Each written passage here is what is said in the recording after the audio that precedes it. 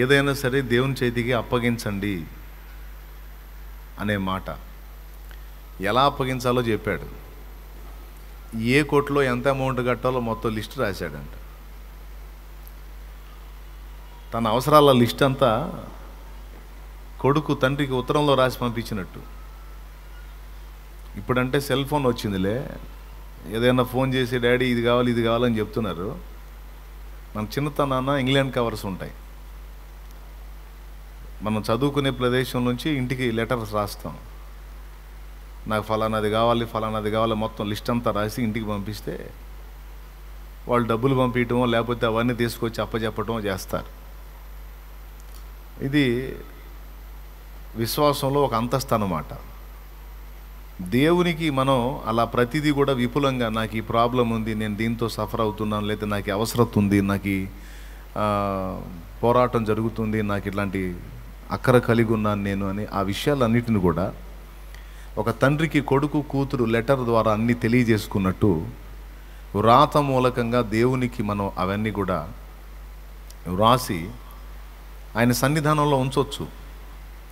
కొంతమంది అడుగుతారు, వీటి కోసం ప్రార్థన చేస్తారా, మేము రాస్తున్నాము వాటి కోసం ప్రార్థన చేస్తారా అని.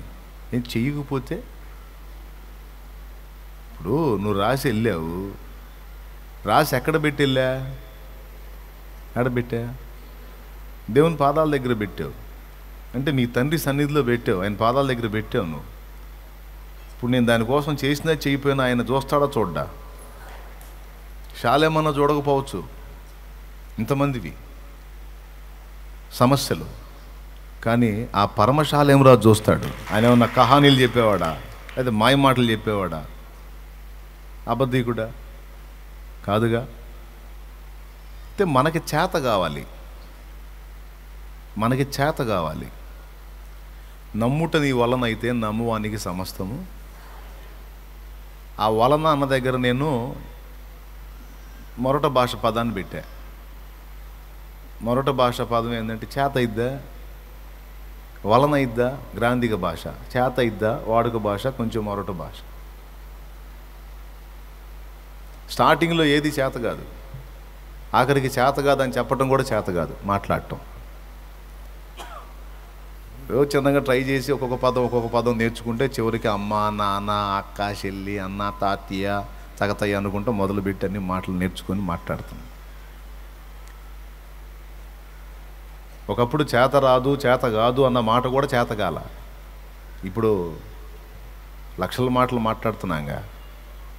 అట్లాగే దేవుణ్ణి విశ్వసించటం, దేవుని మీద ఆనుకోవటం, దేవుని నమ్మటం అనేది కూడా చేత కావాలి. కారు నడపటం ఎంతమందికి వల్ల అయిద్దండి? కారు నడపటం ఎంతమందికి వచ్చు? రానోళ్ళు చేతులు ఎత్తండి. అది గొడవ లేదు ఇప్పుడు, ఇంతమందికి రాదు. నేను అంటాను, కారు నడపటం నీ వలనైతే నువ్వు ఎంత దూరమైనా పోవచ్చు. ఇప్పుడు కారు నడపటం నీ వలన అయిద్దా అంటే నా చేత కాదన్నోళ్ళు దాదాపు చాలామంది చేతులు ఎత్తారు. హ్యాపీ.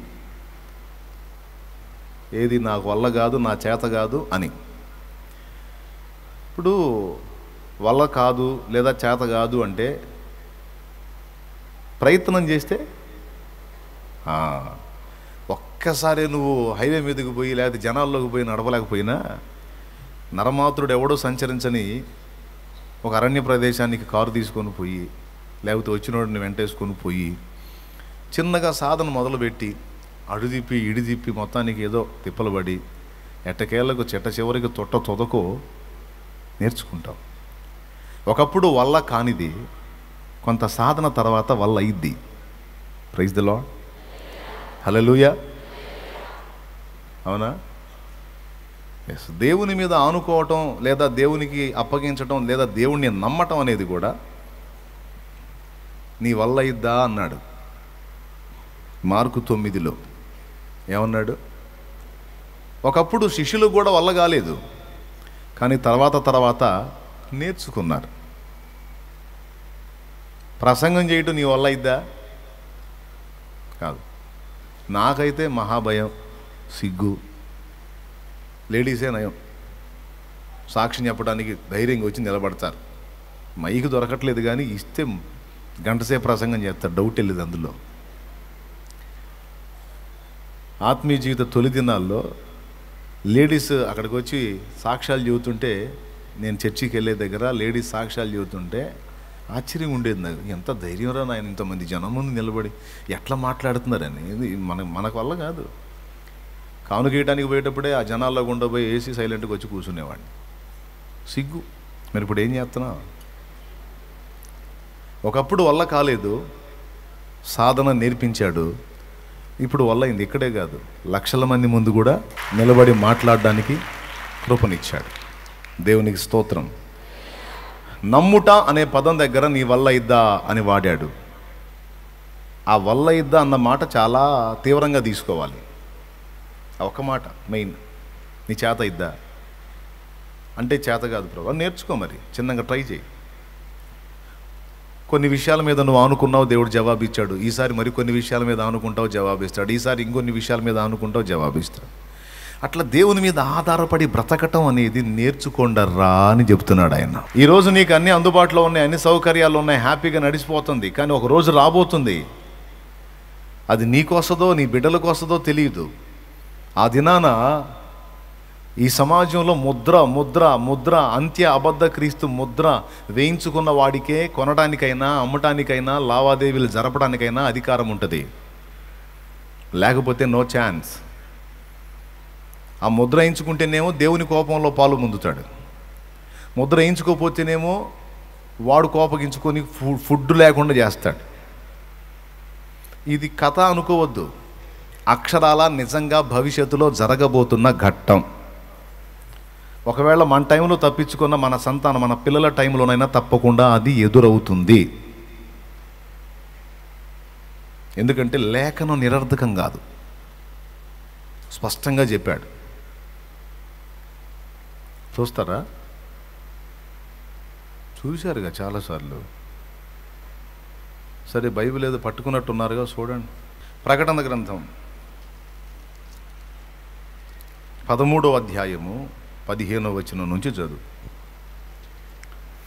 మరియు ఆ మృగము యొక్క ప్రతిమ మాట్లాడునట్లును, ఆ మృగము యొక్క ప్రతిమకు నమస్కారము చేయని వారిని హతము చేయనట్లును, ఆ మృగము యొక్క ప్రతిమకు ప్రాణమిచ్చుటకే దానికి అధికారం ఇవ్వబడెను. కాగా కొద్దివారు కానీ గొప్పవారు కానీ, ధనికులు కానీ దరిద్రులు కానీ, స్వతంత్రులు కానీ దాసులు కానీ అందరూ తమ కుడి చేతి మీదనైనను, ఇది భవిష్యత్తులో జరగబోతుంది, అక్షరాల తమ నొసట ఎందైనను ముద్ర వేయించుకున్నట్లును, ఆ ముద్ర అనగా ఆ మృగము పేరైనను దాని పేరిట సంఖ్య అయినను గలవాడు తప్ప క్రయ విక్రయములు చేయుట. క్రయము అంటే కొనడం, విక్రయము అంటే అమ్మడం. నువ్వు కొనాలన్నా ఆఖరికి కూర పప్పుచారులు వేసుకునే కరివేపాకుతో సహా, కరివేపాకు, దాన్ని నువ్వు కొనాలన్నా అమ్మాలన్నా ముద్ర తప్పనిసరట. ఇప్పుడు ఏ లావాదేవీలు జరపాలన్నా పాన్ కార్డు, ఆధార్ కార్డు తప్పనిసరి. రాబోతున్న రోజుల్లో ప్రపంచం మొత్తానికి ఒక్కడే రాజు వస్తాడు అని చాలాసార్లు చెప్పాను. అది జరగబోతుంది, భవిష్యత్తులో జరుగుద్ది. వాడు వచ్చి ప్రపంచం అంతటా కూడా ఒక్కటే ముద్రను అమల్లోకి తీసుకొస్తాడు. ఆ ముద్రను ఎవరైతే వేయించుకుంటారో వాళ్ళకి మాత్రమే సమాజంలో అందరితో పాటు కలిసి బ్రతికే హక్కు. ఆ ముద్రను ఎవడైతే వేయించుకోవడానికి ఇష్టపడడో వాడు నజరేయుడగు యేసు అనుచరుడు అన్నమాట. నజరేయుడగు యేసే క్రీస్తు కానీ, ఇదిగో ఇప్పుడు ఏలుతున్నవాడు క్రీస్తు కాదని ప్రతిఘటిస్తున్నాడు అన్నమాట. అంటే తిరుగుబాటుదారుడు. ఇప్పుడు నక్సల్స్ని గవర్నమెంట్ ఎలా పరిగణిస్తుంది? నక్సల్స్ని గవర్నమెంట్ ఎలా పరిగణిస్తుంది? తిరుగుబాటుదారులు, అవునా, ప్రభుత్వ వ్యతిరేకులు. కాబట్టి వాళ్ళు కనపడితే వాళ్ళని అటాక్ చేయాలి, వాళ్ళని బంధించాలి. రేపు వాడి పరిపాలనలో మనం సమాజం చేత అప్పటి వాడి గవర్నమెంట్లో అలాగే పరిగణించబడతాం. అర్థమైందా? మరి అలాంటప్పుడు ఎట్లా మరి మనకి ఫుడ్ ఎట్లా, భద్రత ఎట్లా? అన్నయ్య ఇది నిజంగా జరిగిద్ది అంటారు అన్నయ్య? నిజంగా జరిగిద్ది తమ్ముడా, జరిగిద్ది చెల్లెలా. అందుకే పిల్లలకు సైతం ఎప్పటి నుంచే దేవుని వైపు చూచి దేవుని మీద ఆధారపడి బ్రతకడం నేర్పించండి. ఏది ఆయనను నమ్మి ఆయన మీద ఆధారపడి ఆయనకు అప్పగించి బ్రతకటం అనేది నువ్వు నేర్చుకో. భవిష్యత్తు నీ పిల్లలది కనుక నీ పిల్లల్ని కూడా అలాగే అలవాటు చేయి. స్కూల్కి పంపిస్తున్నావు, కాలేజీకి పంపిస్తున్నావు, పంతులు ఏం నేర్పుతారు తెలుసా? రేయ్ రేయ్ దేవుడు గీవుడు భక్తి గిక్తి అంటే కాదు రో, కష్టపడాలి, చదవాలి, జాగ్రత్తగా రాయాలి ఎగ్జామ్, ఓకే జాగ్రత్త అని అలా నేర్పుతారు. దేవుడి మీద ఆధారపడొద్దురా, నీ స్వశక్తి మీద ఆధారపడు, కష్టపడి స్టడీ చేయి, ఇష్టపడి చదువు, కష్టపడి చదువు, మంచిగా ఎగ్జామ్ రాయినానా, నీ లైఫ్ను నువ్వే సెట్ చేసుకోవాలి. ఎవరో ఉన్నాడు, ఎక్కడో దేవుడు ఉన్నాడు, ఆయన నన్ను పాస్ చేస్తాడని నిద్రపోవద్దురా, వదిలేసాయి, దేవుడు లేదు ఏం లేదు, నువ్వు కష్టపడి చదువు అని వాళ్ళు నేర్పుతారు. మరి అంతే కష్టపడి వాళ్ళు ఉపదేశం చేశారు కాబట్టి పాపం వాళ్ళు అంతే చెబుతారు. మరి ఇంటికి వచ్చిన నీ బిడ్డకు నువ్వే నేర్పుతావు. ఒరే బాయ్, పొలంలో పంట వేసే ప్రతి రైతు కష్టపడే వేస్తాడ్రా, నిద్రపోతా ఎవడేయుడు ఏంటి? కష్టపడే ప్రతి రైతు వ్యవసాయం చేసేది, వ్యాపారస్తుడు కష్టపడే ప్రతి వ్యాపారస్తుడు వ్యాపారం చేసేది. చదివిన వాళ్ళందరూ కష్టపడే చదివారు, ఎవడు నిద్రపోతా సుఖపడతా చదవలేదురా. అందరూ పాపం నైట్ నిద్రలు కాల్సి టీలు తాగిన వాళ్ళేరా. కానీ అందరికీ జాబ్స్ రాలేదురా, అందరి పొలాలు పండలేదురా, అందరి వ్యాపారాలు అభివృద్ధి చెందలేదురా. కేవలం కష్టపడితేనే అంత సక్సెస్ రేటు, కేవలం మన సొంత కష్టంలోనే అంతా ఉంది అనుకుంటే కాదురా. దేవుని కృప కూడా కావాలరా. ఆయన కృప, ఆయన కనికరం, ఆయన దయ. అలాగనే కేవలం ఆయన కృప మీద దయ మీద ఆధారపడి నీ ప్రయత్నం నువ్వు చెయ్యొద్దు అని చెప్పట్లా. ప్రయత్నం చెయ్యి, కానీ సహాయం దేవుని వైపు నుంచి అర్థించు, ఆశించు. నీ వంతు నువ్వు కష్టపడు, ఫలాన్ని దేవునికి అప్పగించు. ఖచ్చితంగా తగిన కాలం ముందు నీకు కావలసిన సహాయాన్ని ఆయన చూసుకుంటాడు. పిల్లలకి వాళ్ళు అది నేర్పితే ఇంటికి వచ్చినాక నువ్వు ఇది నేర్పు. దేవునికి స్తోత్రం. భూమి ఎలా ఉందండి? గుండ్రంగా ఉందా, బల్లపరుపుగా ఉందా? మనం చదువుకునేటప్పుడు భూమి గుండ్రంగా ఉందని చదువుకున్నావా, బల్లపరుపుగా ఉందని చదువుకున్నావా? గుండ్రంగా ఉందండి. ఒక ఆయన ఉన్నాడంట, ఆయన అరే వాడెవడో శాస్త్రవేత్త చెప్పాడని నీతో భూమి గుండ్రంగా ఉంటుంది ఏందిరా, గుండ్రంగా ఉంటే ఎట్లుంటుందిరా, ఇట్లా ఎట్లుంటుందిరా, భూమి బల్లపరుపుగా ఉందిరా, సదరంగా ఉంది, కనపట్టలేదా? సదరంగా ఉంది కాబట్టి మనం చక్కగా నడిచి అన్ని ఇల్లు కట్టుకొని అన్ని ప్రశాంతంగా ఉన్నాం. గుండ్రంగా ఉంటే ఈ గుండ్రంగా ఉన్న భూమి మీద అసలు ఇవన్నీ ఎట్ట నిలబడతారా, ఎవడురా నీకు చెప్పింది అంటాడంటే ఇంటికాడికి పోతే వాళ్ళ తాత. స్తోత్రం. ఇంటికాడ తాత ఏమో భూమి బల్లపరుపుగా ఉంది అంటాడు, స్కూల్కి పోతే మాస్టర్ ఏమో భూమి గుండ్రంగా ఉంది అంటారు. ఇప్పుడు ఏం చేయాలా? ఒక రోజు నిలబెట్టి మాస్టర్ అడిగాడట, ఒక రోజు మాస్టర్ అడిగాడంట, ఎరా భూమి ఎలా ఉంది అని అంట. ఇక్కడేమో గుండ్రంగా ఉందండి, ఇంటికాడేమో బల్లపరుపుగా ఉందండి అన్నాడంట. ఇక్కడేమో గుండ్రంగా ఉంది, ఇంటికాడేమో అదేంద్ర రెండు మాటలు చెబుతున్నా. మరి ఏం చేయమంటావు సార్? ఇంటికి పోతేనో తాత తనపోతున్నాడు, భూమి గుండ్రంగా ఉందంట తాతయ్య మాస్టర్ చెప్పాడంటే ఎట్లుంటుందిరా గుండ్రంగా? బల్లపరుపుగా ఉంటేనేరా మనం ఇల్లు కట్టుకుని ప్రశాంతంగా ఉంటున్నాం. గుండ్రంగా ఉంటే గుండ్రంగా ఉన్న దాని మీద ఎట్లా కడతావురా? ఊహించు. అది కరెక్ట్ అనిపిస్తుంది. ఇక్కడికి వస్తేనేమో సార్ శాస్త్రవేత్తలు పరిశోధించి ఇదిగో గ్లోబ్ ఎలా ఉందని చూపించారు, భూమి ఎలా ఉందని చూపించారు అని వీళ్ళు చూపించే దాన్ని బట్టి ఇది కరెక్ట్ అనిపిస్తుంది. అలాగే స్కూల్కి కాలేజీకి వెళ్ళిన పిల్లలకి వాళ్ళు చెప్పేది వాళ్ళు చెబితే ఇంటికాడ నువ్వు చెప్పేది నువ్వు చెప్పాలా. దేవునికి స్తోత్రం. అయితే ఆయన బల్లపరుపుగా ఉందని చెప్పాడు, అది ఒకవేళ ఇప్పుడు చదువు రీత్యా మనం కనపడుతున్న దాని రీత్యా అది ఒక వితండవాదం అయితే అవుతుందేమో, కానీ ఒకటైతే నిజం, నీవు నీ బిడ్డకి నీవు నమ్మిన దేవుని పరిచయం చేస్తున్నావు, ఆయన మీద ఆధారపడటం నేర్పిస్తున్నావు.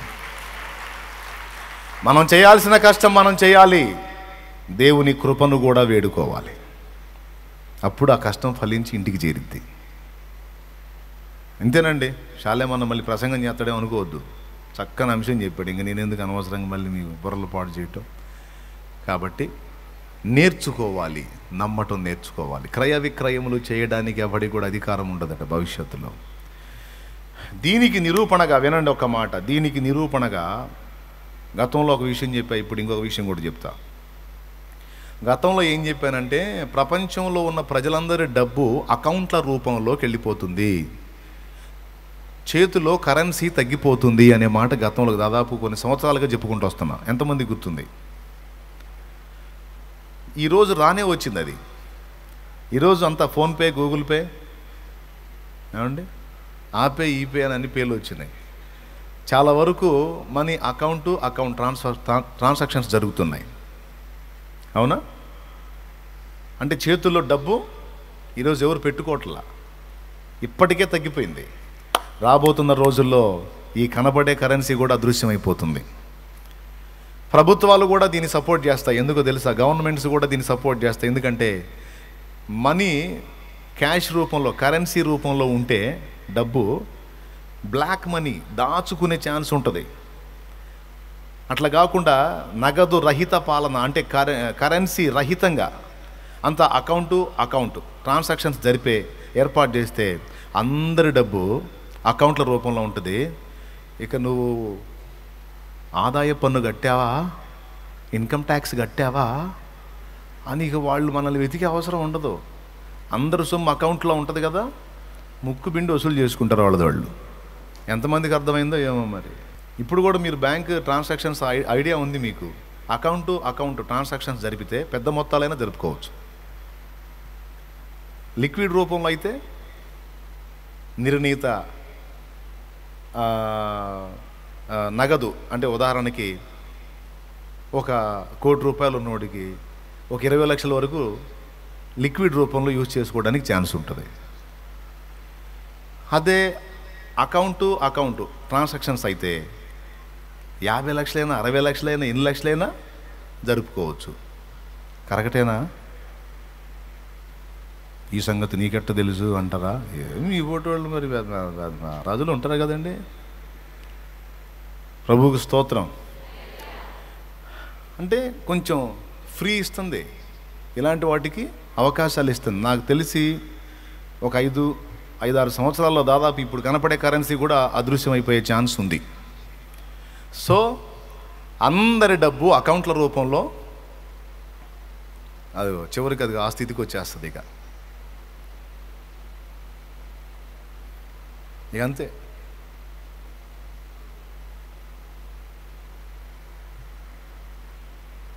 అది పరిస్థితి. ఇంక చేతిలో రూపాయి ఉండదు ఎవరికి. అందరి డబ్బులు ఎక్కడ ఉంటాయి? అకౌంట్ల రూపంలో ఉంటాయి. అకౌంట్ల రూపంలో ఉన్నప్పుడు ఏం జరిగిద్దంటే మన జుట్టు ప్రభుత్వం చేతిలోకి వెళ్ళిద్ది. ఎవడైనా ఎగస్ట్రాల్ చేశాడు అనుకో, వాడు అకౌంట్ క్లోజ్ చేయండి అంటారు. ఇంకంతే, ఇట్లా పట్టుకొని పోవాలి, అయ్యా నీకు దాసోహం అనుకుంటా, లేకపోతే అకౌంట్ క్లోజ్. ఈ ప్రభుత్వాలు చేస్తాయో లేదో తర్వాత సంగతి, కానీ భవిష్యత్తులో రాబోతున్న ప్రపంచ గవర్నమెంట్ ఒకటి ఉంది, అతడు చేస్తాడా పని. లావాదేవీలు జరపడానికి ముద్రను వేయించుకుంటేనే అకౌంట్ రన్నింగ్లో ఉండాలి. ముద్ర వేయించుకోకపోతే వాడి అకౌంట్ క్లోజ్ చేయండి అంటాడు.